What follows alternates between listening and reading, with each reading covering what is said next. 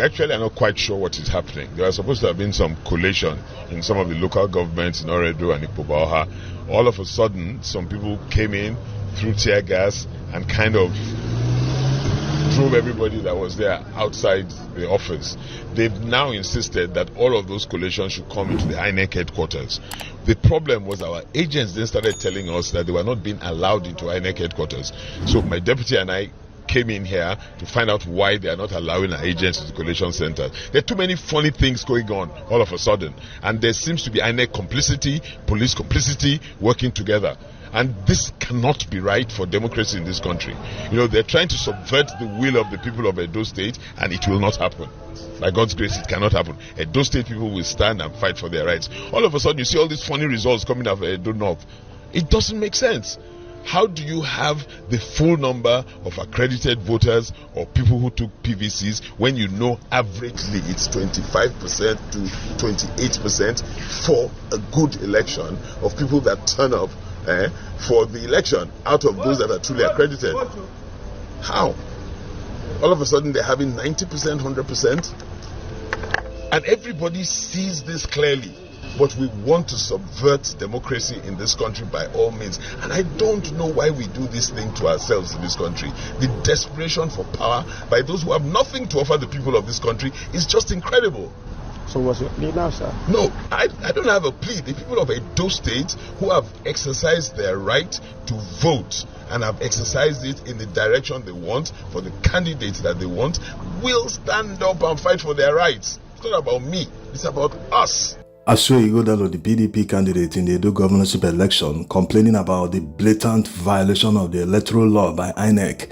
Collations are supposed to be done at the local government area. Yes, all wards under the local government area, they should assemble at the local government HQ and collect the results. If there is no security or there is any violence in the local government area, what the INEC should do is to call on the police to provide security.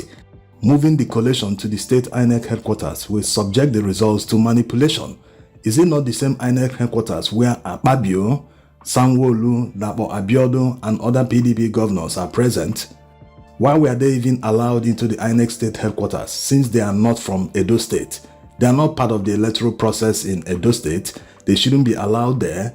These are the reasons why people are suspecting that APC are trying to manipulate the results. And for those blaming Obedience or Labour Party for playing the spoiler in Edo State, have they forgotten that even Edo State Governor Obaseki chased a lot of PDP members away from the party? Who in his right sense will embark on impeaching the deputy governor in an election year, which eventually forced the deputy governor to decamp to APC? This was the same mistake Atiku Abubakar made in 2023. He was there, he couldn't unite the party, people were decamping en masse to other parties. Even some PDP governors formed the G5 that eventually supported Tinubu and APC.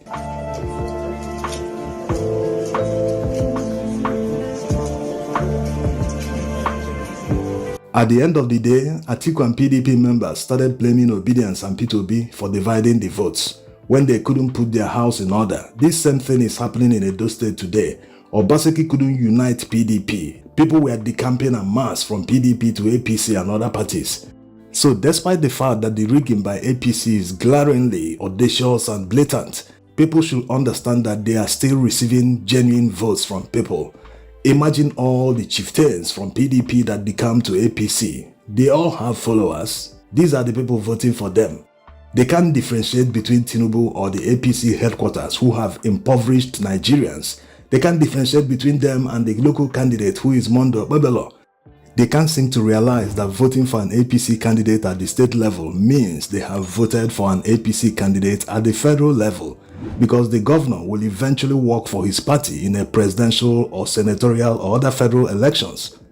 This same logic can be applied to Obedience in Edo State, who are mostly PDP members. Majority of them supported P2B and Labour Party last year during the presidential election. In this governorship election in Edo State, they went back to their roots, which is PDP. That's understandable.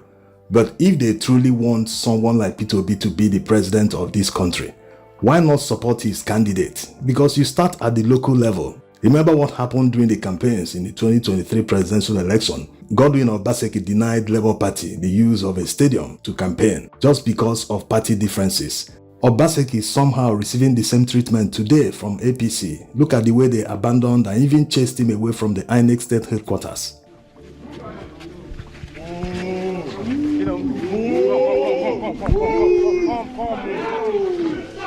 Guys, stop that. Please get his face. Go to the front. With all that is going on in Edo State, there is no doubt that INEC will do their normal mago and give it to APC. Otherwise, what is the likes of Akpabio, Sanwo-Olu, Dapo Abiodun and other APC governors, including PDP governors, doing at the INEC state headquarters? They don't belong to Edo State. Their constituency is not in Edo State. They are simply there to force INEC officials to do their bidding. It's as simple as that. They want to make sure they capture Edo State because of 2027 presidential election. Not just Edo State, they are planning to capture the entire southern Nigeria because they know the north is already gone. They will never vote for them. And rigging won't be as easy as it is in the south.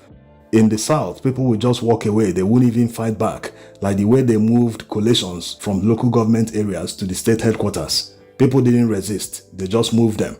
In the north, they will not allow that to happen. Rather, everything will burn down. The north is seriously aligning for 2027 presidential election. They will give a bulk vote to one candidate. Who that candidate will be is not yet known, whether it will be Atiku or someone else. No one is sure yet.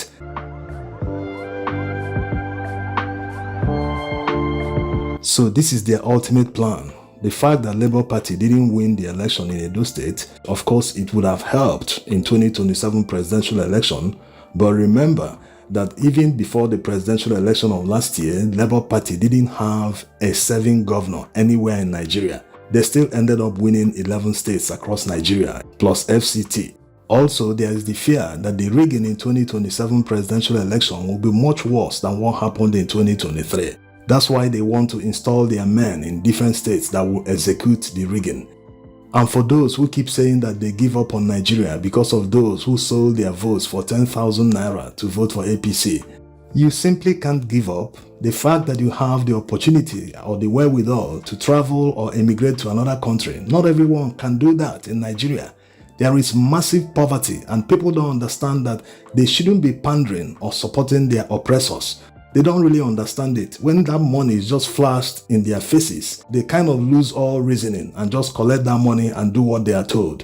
So this is a huge problem. The weaponization of poverty is real in Nigeria. Wetin I just probably say, like as Okpebu Monday.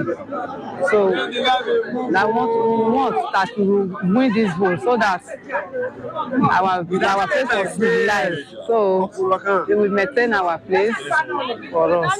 Anyone that pays as high as 10,000 naira to a voter, the person will never do anything in the interest of the state. It has become a business. He will first of all start recovering his investment with benefits. So no one should dream of a better state in the future because many of them have collected 10,000 naira to feed today, but they ended up mortgaging their future the next 4 years. So the truth remains that progressive-minded Nigerians must continue fighting to break the cycle. You can't give up. If you give up, then they have won. That's the reality. Don't let them win. Always resist, always fight as much as you can.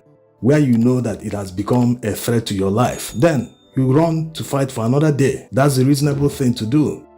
People can now see why Monday Babel of APC dodged all debates during the campaigns. He had a plan. Someone that can pay as much as 10,000 to a single voter. Imagine how much he used to buy voters. Why waste his time debating and convincing people to vote for him when he can just pay them directly and say, please take this 10,000 and vote for me. And people collected the money and voted. Anyway, more updates on the results to follow as they continue doing their mago at the INEC state headquarters. Stay tuned.